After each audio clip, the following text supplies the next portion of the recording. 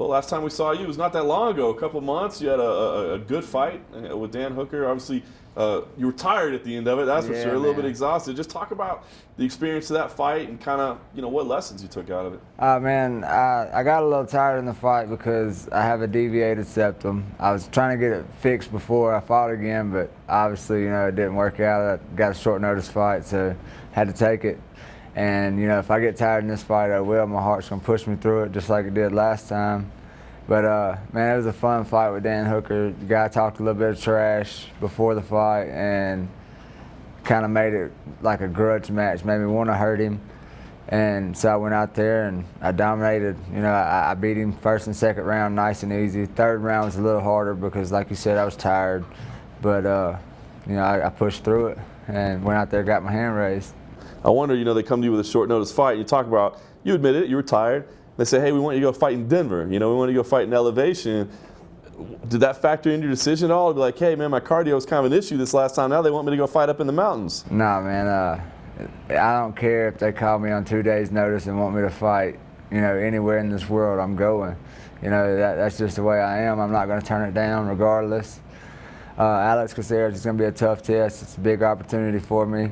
I go out here and get my hand raised. It's 3 in a row, and time to negotiate a new contract.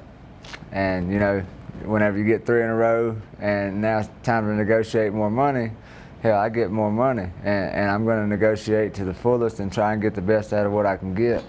Very nice. Talk about the deviated septum. How does that impact you? I mean, does it make it tough to breathe like all the time? Yeah, most of the time I stay with a stopped up nose, and it's something I've learned to deal with.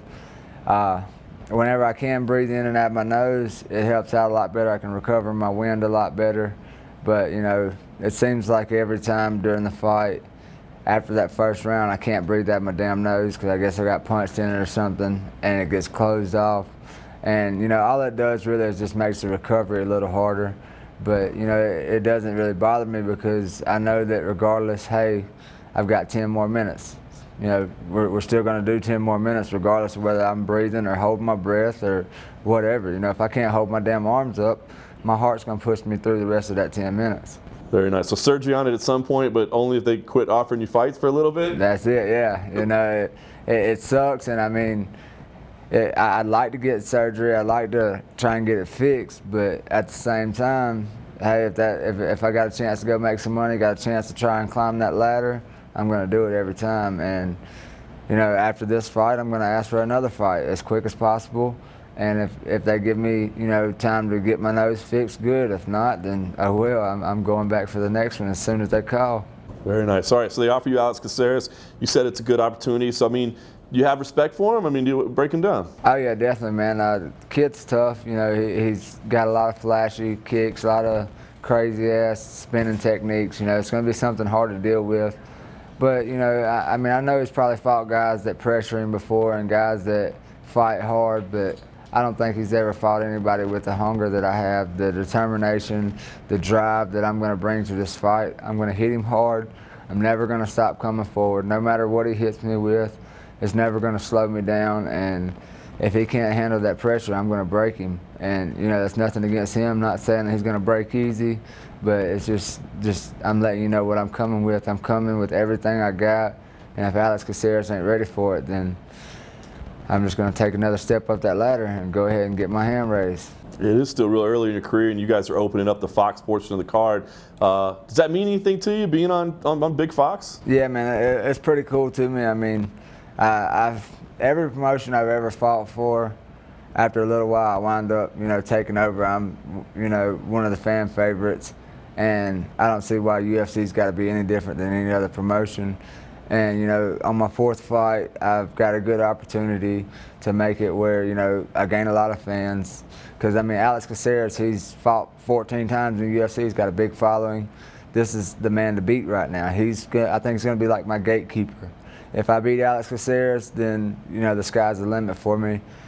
And, I'm just going to keep being myself regardless. And I think Jason Knight's pretty likable. And, if you don't like me, good. If you like me, thank you. But if you don't like me, oh well, I don't care. I mean, I'm still going to be me regardless. And I think that eventually I'm going to go down as one of the greats, and that's what the plan is. That's awesome. So it sounds like you want to make a kind of a quick move up. I mean, you feel like after this, you really should be looking at some of those top contender fights. Yeah, man. I don't really care to jump way too fast, but you know, I'll take whatever they give me, whoever they put in front of me. And I mean, if I beat Alex Caceres, then yeah, I think, you know, top 20 is open all day. I mean, I don't see why not. Honestly, I want to fight. I believe he's number 11 right now, the Korean Superboy. I want that fight so bad, man, because I watched him fight Cub Swanson, and them two went out there and they put on a battle. And you know, no matter what they got hit with, no matter how hard they got hurt or whatever, they kept fighting. They kept wanting to be in the fight. And I believe, you know, you put me and him in there, and fireworks are going to go off. It's going to be one of them epic battles that everybody talks about for a long, long time. And you know, as soon as this fight's over, I'm going to call him out, and we're going to see if I can get it. You know, and if I do, good. If I don't, then whoever they put in front of me next, you know, you better watch out, because I'm coming for him. Anybody that's in that featherweight division, Jason Knight's coming for you. You know, that's just the way I feel about it. So you've been in these grinding battles, man, these back and forth slugfests. You know, some people say you can't do that forever, but it sounds like for you, you wouldn't want to do it any other way. That's it, man. I mean, if you're not going out there, if you go out there and you just, you know, dominate the fight, yeah, of course, you still have a little fun. You get your hand raised, whatever, you get your money, but the kind of fights I like to be in is where I get it just as good as I give it. We both get out there, grit our teeth, bang it out, smile and shake hands at the end of it, and we both know that we put on something that the world wants to see. And, you know, I've always been a fight fan since I was 14, 15 years old, and you know what I'm saying, either you want to see somebody get knocked out quick, or you want to see the decisions where they're just both going after it the whole damn time. And I don't care to get a decision fight. I want to go out there and finish, you know, either submission, knockout, whatever. But if I'm going to be in a fight that's going to be a long, tough fight, I want it to be a long, tough fight. I want us to get out there and just try to hurt each other and never stop until the bell rings. You know, me get knocked down, him get knocked down, me get bloodied up, him get bloodied up, and then at the end we smile and respect each other. Very cool. So a little bit different scenario this time. It's not the grudge match that it was a couple months ago. It sounds like you got a lot of respect for him, but still anticipating a good fight. How do you think you get your hand raised on Saturday? I think there's, you know, really there's 3 different ways for me to win. I honestly can't tell you how it's going to happen. I believe, you know, if I go out here and I catch him, you know, I hit him with a good hard punch, I can TKO him, knock him out, finish the fight that way. If we hit the ground, you know, I'm pretty sure that I've got the advantage there. I think I can submit him. And decision's always fun, you know. We go out there, grit it out, and I get my hand raised that way. But, you know, I would love to go out here and put him on his ass, you know, knock him out real quick, TKO him, whatever, hit him with a good hard shot and see if he can take some more. Very nice. I got to ask you, last time out, you had some choice words about Conor McGregor and his heart. Did you catch some grief for laying that out there? Oh God, man, I gave my honest opinion. You know, I didn't sit here and try to get no credit off of Conor McGregor. I wasn't trying to get publicity off of Conor McGregor. They asked me, hey, what do you think about Conor McGregor? I told the world I don't like him. You know, I told the truth. I don't like the guy, never have, never will. Yeah, he's a good fighter. Don't take nothing away from him. I personally don't like him. If you don't like that, oh well, you know.